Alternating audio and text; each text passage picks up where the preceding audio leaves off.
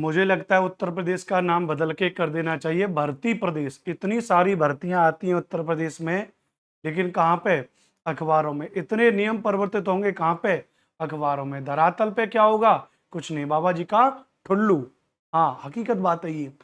कोई भी भर्ती होगी नहीं। 7-8 साल होने को आए, एलटी ग्रेड की भर्ती नहीं हो रही है, लेकिन नियमों में ऐसे परिवर्तन कह रहे हैं जैसे कितनी सारी भर्तियां ये लोग करा दे रहे हैं।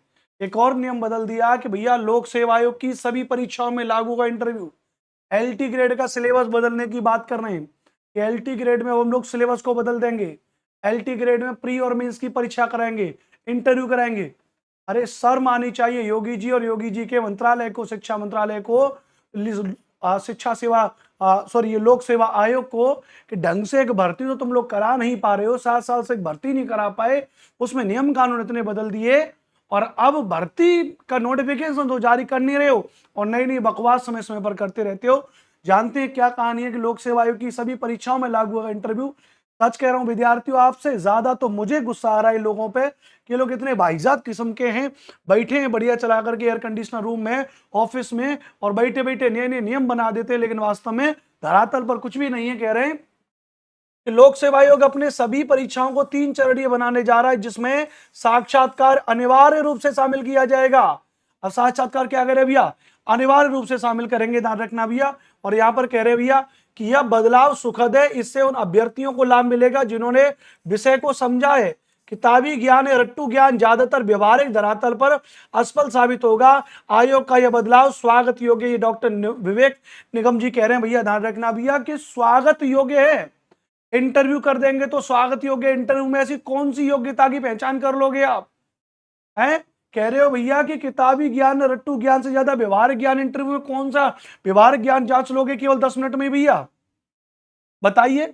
अरे इंटरव्यू में तो कुछ और भी तो हो सकता है। इंटरव्यू में तो बस एकदम से जान पहचान निकाल लिया भैया, एकदम से जो सर एक तो देख लेना है, 5 लाख 10 लाख दे दिया, ठीक है, 20 नंबर फालतू मिल गए इंटरव्यू में। ये तो सब जानते हैं कि जितना उत्तर प्रदेश में जो है कि साक्षात्कार में जितना भ्रष्टाचार पहले हुआ था, तभी तो इसकी बात की गई थी बीच में।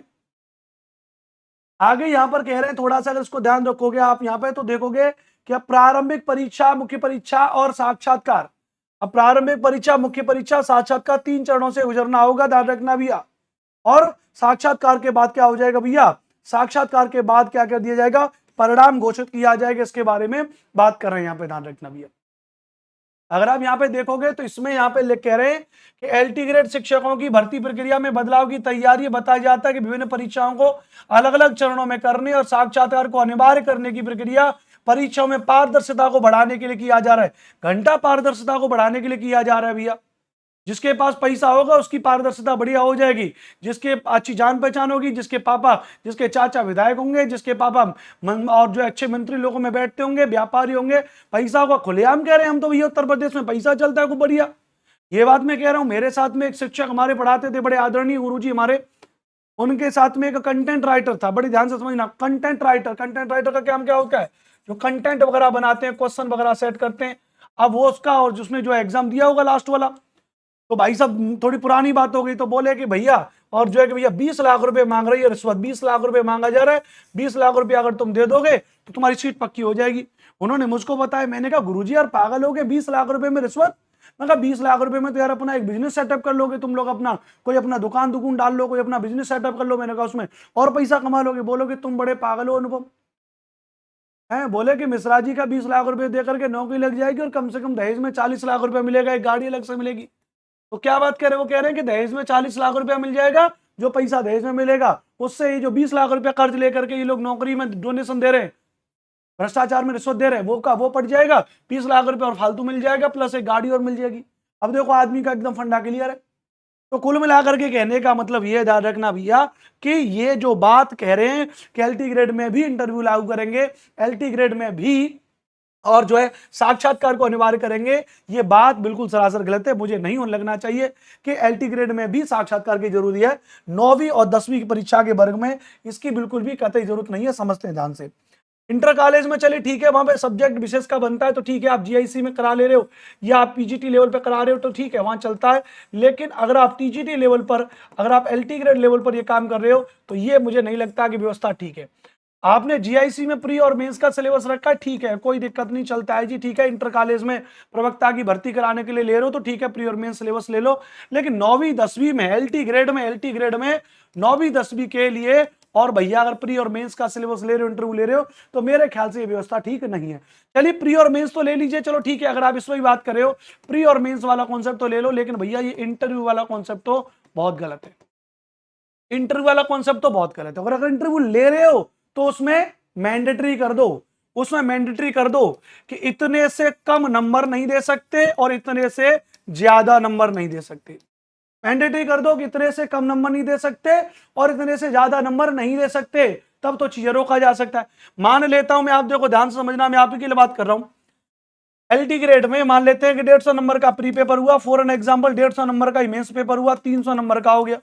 300 नंबर में मान लेते हैं कि कट ऑफ गया 180 90 पे, एक बालक आ गया 180, एक बालक आ गया भैया 210 नंबर आ गया। ध्यान रखना भैया, पता चला कि भैया 50 नंबर गया, 100 नंबर का इंटरव्यू है, मैं मान के चलते एक एग्जांपल 50 नंबर का क्या हो जाएगा भैया, इंटरव्यू हो जाएगा। ध्यान रखना भैया, अब 50 नंबर का इंटरव्यू हो जाएगा। ध्यान रखना 50 नंबर में इस व्यक्ति को दे दिया 40, किसको दे दिया, 180 नंबर वाले को क्या दे दिया भैया, 40 दे दिया। ध्यान रखना भैया, है ना भैया। और यहाँ पे इस व्यक्ति को आपने दे दिया 20 नंबर दे दिया, 25 नंबर दे दिया। ध्यान रखना भी इस तरीके से, अब 20-25 नंबर दे दिया। ध्यान रखना भैया, तो यहाँ पे इसको आपने 20-25 दे दिया, ये इतना नंबर पा करके भी कितने स्कोर पे पहुंचा, 230 स्कोर पे पहुंचा। ये इतना कम नंबर पा करके भी कितने स्कोर पे पहुंच गया, 220 स्कोर पे पहुंच गया। ऊपर से उत्तर प्रदेश में आरक्षण तो बढ़िया व्यवस्था चली रही है भैया। अब बताइए कौन फायदे में रहा, 180 नंबर वाला फायदे में रहा ना।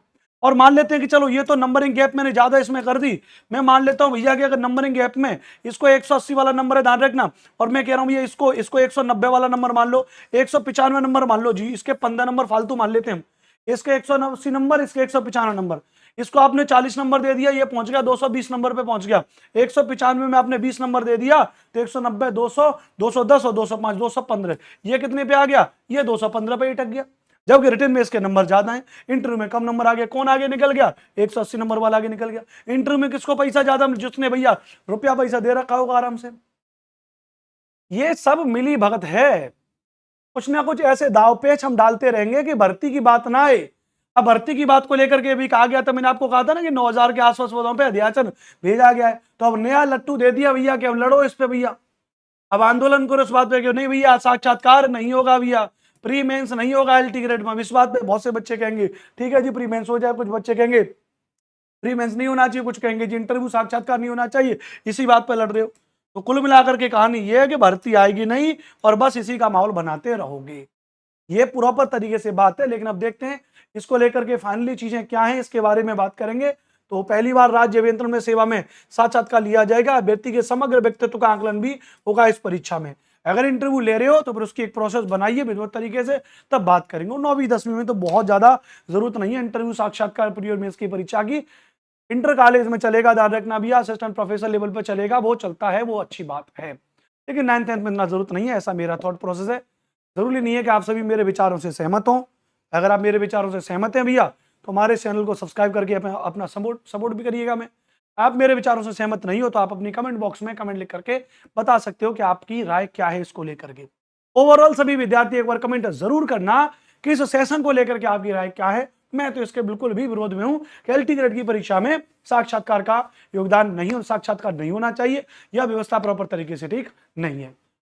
तो आप अपने विचार जरूर बताइएगा, जानकारी अच्छी लगी होगी तो चैनल को सब्सक्राइब कर लीजिएगा।